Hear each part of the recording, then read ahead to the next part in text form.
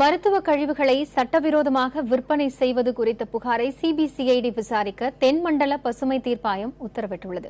இதுகுறித்த தகவல்களை செய்தியாளர் முகேஷிடம் கேட்கலாம். முகேஷ், எந்த வழக்குல இந்த உத்தரவு பிறப்பிக்கப்பட்டிருக்கு? இதனுடைய பின்னணி என்ன? நிச்சயமா பத்மபிரியா, அதாவது இந்த மருத்துவமனைகள்ல தனியார் மற்றும் அரசு மருத்துவமனைகள்ல வெளியேற்றப்படுகின்ற திட மற்றும் திரவ மருத்துவ கழிவுகள் முறையாக பராமரிக்கப்படுவதில்லை.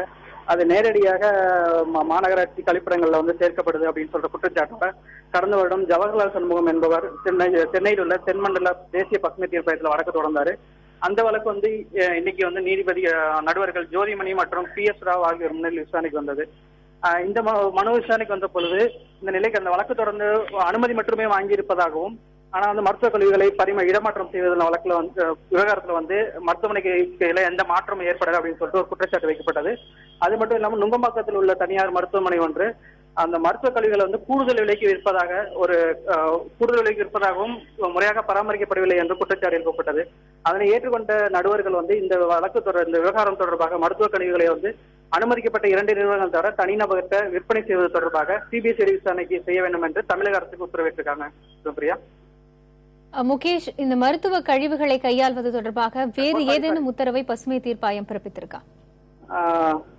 கட்டாயம் காயத்ரி, இந்த மருத்துவ கழிவுகள் தொடர்பாக சிபிசிஐடி விசாரணை உத்தரவிட்டது மட்டுமல்லாம மேலும் 2 உத்தரவுகள் பிறப்பித்திருக்காங்க. அதுல என்னன்னா, தமிழ்நாடு மாசு கட்டுப்பாடு வாரியத்துக்கு ஒரு உத்தரவு பிறப்பிச்சிருக்காங்க.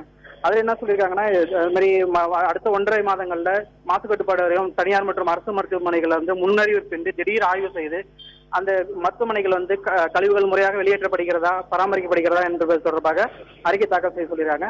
அதே நேரத்தில் இந்திய மருத்துவ கவுன்சிலுக்கும் ஒரு உத்தரவு பிறப்பிச்சிருக்காங்க. முறையாக கடந்த 30 வருடங்களுக்கு மேலாக முறையாக அனுமதி பெறாம பல மருத்துவமனைகள் செயல்பட்டிருக்கதா மாசு கட்டுப்பாட்டு வாரியம் தெரிவிச்சிருக்குது. அதன் அடிப்படையில் நீங்க என்ன நடவடிக்கை எடுத்திருக்கீங்க, அப்படி நடவடிக்கை எடுக்கப்படும் பட்சத்தில் என்ன மாதிரியான நடவடிக்கை எடுக்கும் அப்படின்னு சொல்லிட்டு பதில் மனு தாக்கல் செய்திருக்காங்க. இந்திய மருத்துவ கவுன்சில் உரிய நடவடிக்கை எடுக்க தவறும் பட்சத்தில் இந்த கிரிமினல் குற்றமாக இதை கருதி நீதிமன்ற தீர்ப்பாயம் தானாக முன்வந்து இந்த வழக்கை விசாரணை கேட்டு என்ன மாதிரியான தண்டனை வழங்க வேண்டும் என்பதை நாங்கள் முடிவு செய்வோம் என்பதை எச்சரித்திருக்காங்க. காயத்ரி.